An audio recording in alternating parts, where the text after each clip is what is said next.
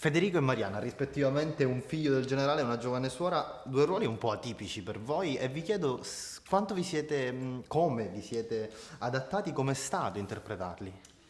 Beh, è vero, cioè nel senso sono due ruoli molto distanti e almeno personalmente da quello che mi è capitato mai di interpretare e dalla persona che sono, quindi il punto di partenza nel momento in cui si incontra un personaggio che è così distante da te è sempre cercare quel punto di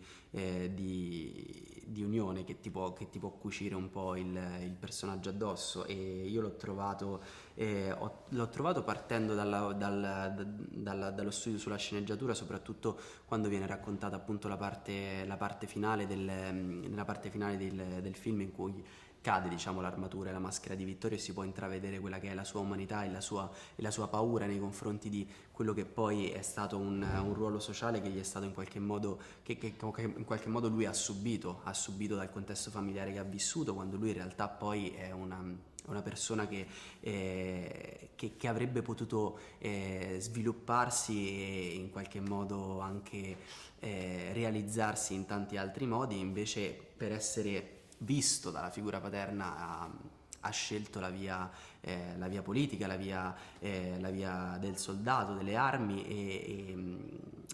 che però poi appunto nella parte finale del film, come viene raccontato, invece da grande nella spiegazione finale si capisce che lui prenderà invece la carriera dell'insegnamento, che mi sembra ho iniziato a lavorare proprio da quel punto là per andare a ricercare quella voglia, quel senso di protezione nei confronti del fratello Italo, che lui cerca in qualche modo di proteggere, anche forse da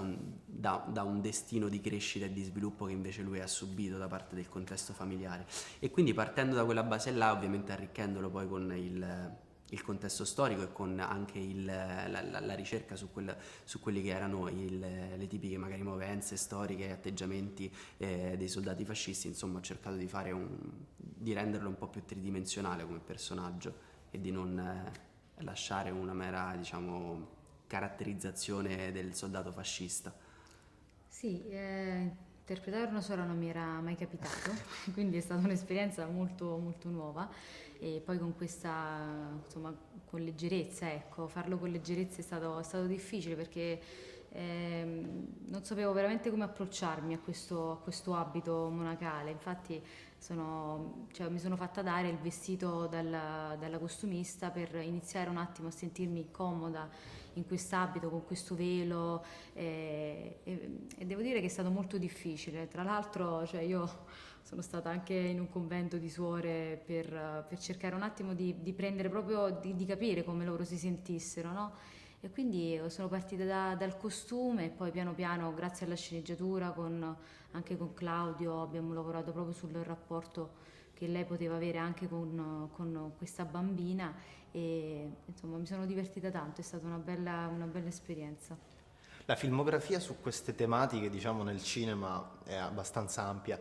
Questo film, però, Claudio Bisio dà un tratto di chiaramente dramma, ma affrontato anche con tanta leggerezza, a volte anche grazie al dialetto, si piange, si ride, si riflette. Appunto, com'è stato, vi volevo chiedere, lavorare con Claudio Bisio, regista? È stato molto divertente, è stato divertente, ci ha aiutato tanto soprattutto per approcciare il lato della commedia che noi non avevamo mai affrontato in maniera profonda e quindi ci ha dato una gran mano soprattutto su quel punto di vista, è stato molto disponibile, è stato molto entusiasta del lavoro che faceva e si vedeva in tutta la disponibilità insomma, che metteva nei confronti di noi attori, si vedeva proprio insomma, che è appassionato alla recitazione proprio perché gli piaceva molto dirigerci, stare là e darci consigli e confrontarsi con noi.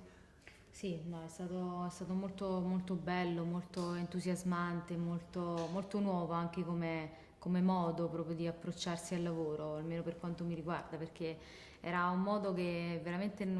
cioè Claudio è un attore, quindi il rapporto con gli attori è stato molto bello, molto empatico. Io mi sono divertita tanto, mi sono affidata molto a lui, è stato bello. Voi avete qualche film di riferimento sul tema dell'Olocausto, a cui siete particolarmente legati? Ma a me è piaciuto molto Jojo Rabbit, diciamo, è quello in cui ho trovato un po' più di similitudine con un racconto appunto dal punto di vista di un bambino sulle tematiche insomma nazionalsocialiste, insomma è un film che mi è piaciuto particolarmente. Beh sì, il film di Roberto Benigni mi è piaciuto tantissimo e